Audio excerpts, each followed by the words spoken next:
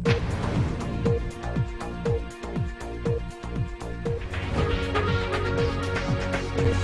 वालेकुम, welcome to my channel. आपकी host सबा मलिक। खबर शामिल करते हैं कराची से।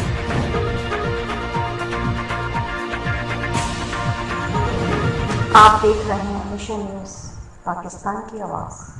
आज 5 फरवरी के दिन के हवाले से मेरा यही पैगाम है कि जहाँ जहाँ हम मज़लूम कश्मीरियों के साथ जो पाकिस्तानी या मुसलमान कम्युनिटी इज़हार यकजहती कर रही है, उनको हम सलाम पेश करते हैं।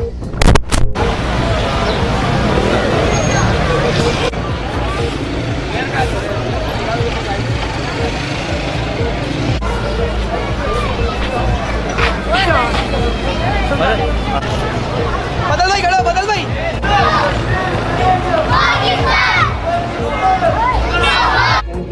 उसके साथ साथ 8 बजे दरिंदे